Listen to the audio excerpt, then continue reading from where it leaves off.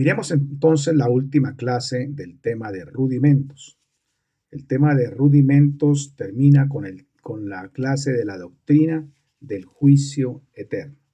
Venga usted conmigo y comencemos a leer la segunda carta a los Corintios en el capítulo 5, desde el versículo 1 al 10 para introducirnos en el tema. Repito, segunda carta a los Corintios, capítulo 5, versículo 1 al 10 dice: porque sabemos que si nuestra morada terrestre, este tabernáculo, se deshiciere, tenemos en Dios un edificio, una casa no hecha de manos, eterna en los cielos. Y por eso también gemimos deseando ser revestidos de aquella nuestra habitación celestial, pues así seremos hallados vestidos y no desnudos, porque asimismo los que estamos en este tabernáculo gemimos con angustia, porque no quisiéramos ser desnudados, sino revestidos, para que lo mortal sea absorbido por la vida. Mas el que nos hizo para esto mismo es Dios, quien nos ha dado las arras del Espíritu. Así que vivimos confiados siempre y sabiendo, entre tanto que estamos en el cuerpo, estamos ausentes del Señor, porque por fe andamos, no por vista. Pero confiamos y más quisiéramos estar ausentes del cuerpo y presentes en el Señor. Por tanto, procuramos también, o ausentes o presentes, serle agradables, porque es necesario que todos nosotros comparezcamos ante el tribunal de Cristo, para que cada uno reciba según lo que haya hecho mientras estaba en el cuerpo, sea bueno o sea malo.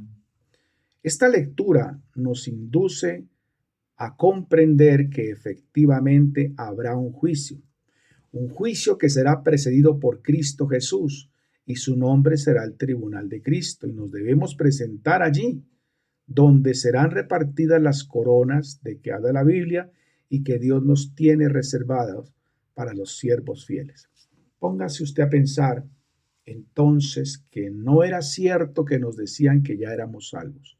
No, la verdad es que el Señor nos salvó de un camino de perdición para introducirnos en el camino de la salvación, que si lo seguimos en obediencia con las enseñanzas del Señor Jesucristo, llegaremos a la meta, y la meta es el tribunal de Cristo, donde se nos notificará la sentencia del cielo, sentencia dictada por aquel que todo lo sabe, todo lo puede, y que Él, en su justicia infinita, nos dirá cuál es nuestro destino eterno. Amén. ¿Qué tipo de coronas habla la Biblia? ¿Qué tipo de distinciones entregará el Señor a los creyentes? Entonces hablemos y yo les dicto el versículo, ustedes lo copian, lo leen, yo solamente les resumo lo que significa el versículo.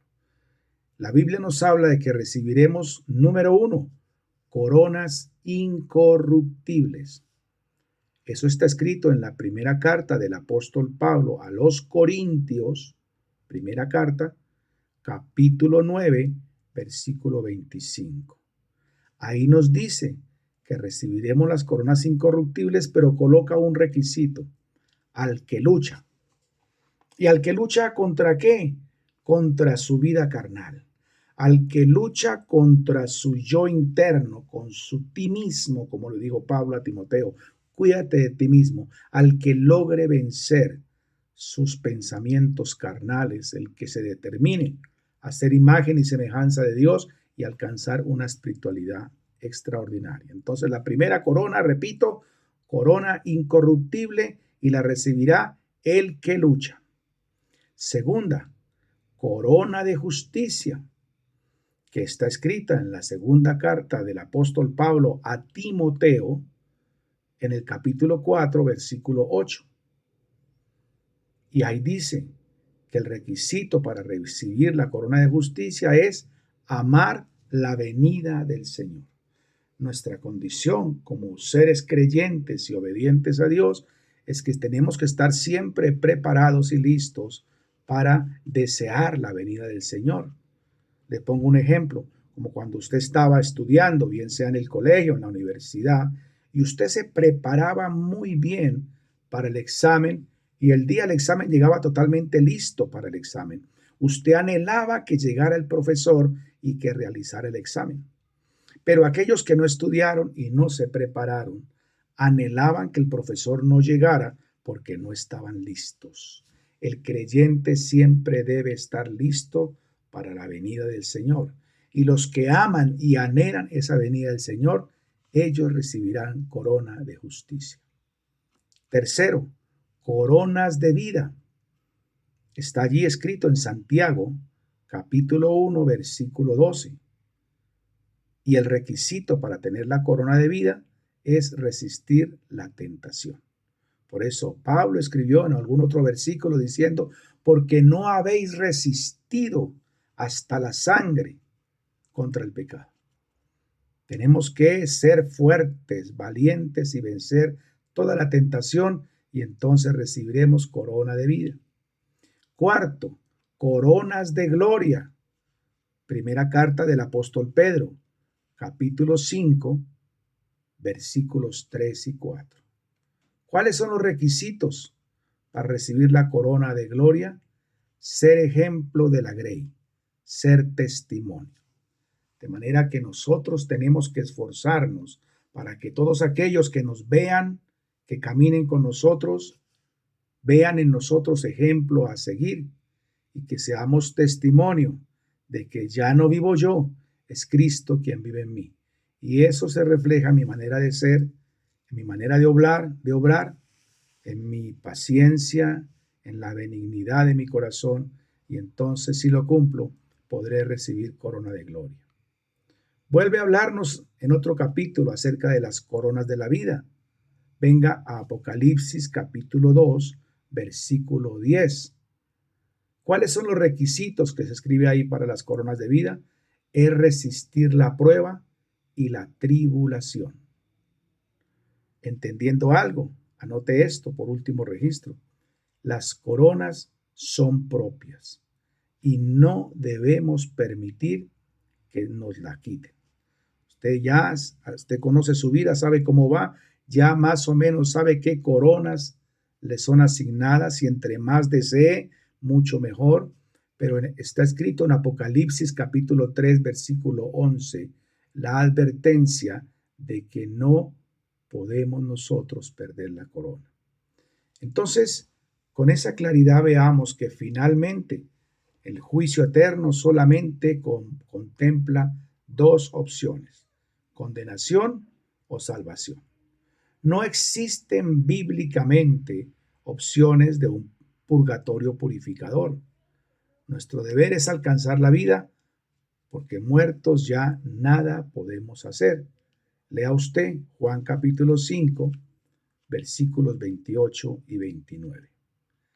En cuanto a la condenación, usted puede leer y argumentarse ahí en Juan capítulo 3, versículo 16 al 21. Y en la segunda carta de Pedro capítulo 2 y en el libro del profeta Jeremías capítulo 11, versículo 12. En cuanto a la salvación, usted puede leer en el libro del Génesis capítulo 49, versículo 18. Y también puede leer en el primer libro de Crónicas, capítulo 16, versículo 23, en el Salmo 3, versículo 8, Salmo 37, versículo 9, Salmo 40, versículo 10, Salmo 42, versículos 5 al 11, Mateo 10, versículo 22, Mateo 9, versículo 22, y el libro del profeta Sofonías, capítulo 3, versículo 17. La Biblia nos habla claramente acerca del destino de los condenados, y uno de ellos es el Seol, porque también es el lago de fuego y el lago que quema, pero menciona mal la Biblia la palabra el Seol, que está en el libro de los Números, capítulo 16, versículo 33. Y en el lago de fuego está escrito en Apocalipsis capítulo 21, 8, capítulo 20, 10 y capítulo 19, 20. Todo eso el Apocalipsis. Y la Biblia también nos habla del fuego que quema, ese fuego devorador en Lucas 3, 17, en Mateo 13, versículo 13, 30, y en segunda carta del apóstol Pedro, versículo 3 y 10. También la Biblia nos menciona algunos premios o distinciones, aparte de las coronas, y de ello nos habla en la carta del apóstol Pablo a los Filipenses, capítulo 3, versículo 13 y 14, en primera carta a los Corintios, capítulo 9, versículo 24, en el Salmo 18, versículo 20, y en Proverbios, versículo 13 al 21. Y acerca del día del juicio, podemos leer en Isaías capítulo 2, versículo 19, en Isaías capítulo 26, versículo 19. Y también nos muestra la Biblia la resurrección como una recompensa en Mateo capítulo 22, versículo 30 y Lucas capítulo 14, versículo 14. Les recomiendo también leer Eclesiastés capítulo 9, versículo 5, Juan capítulo 5, versículo 25, segunda carta de Timoteo capítulo 4, versículo 1 y primera de Pedro capítulo 4, versículo 1 al 5. Ahí terminamos la temática. Ahora, usted se puede preguntar, ¿por qué tantos versículos? ¿Por qué nos pone a leer tanto? Porque en el ejercicio de la lectura de la Biblia usted va a aprender mucho más. De manera que la tarea es amplia. Léase todos esos versículos y envíe un escrito de unos 10 renglones por mucho, hablando acerca del tema último, que es la doctrina del juicio eterno. Para eso se les dará un plazo de cerca de 10 días, porque es suficiente el tema. Creo que para nuestros temas hoy un plazo de 10 días es suficiente para que usted lea minuciosamente, se prepare y haga un escrito de los últimos dos temas con suficiente tiempo y suficiente conciencia. Dios les bendiga. Así quedan ustedes preparados en rudimentos. Hasta pronto.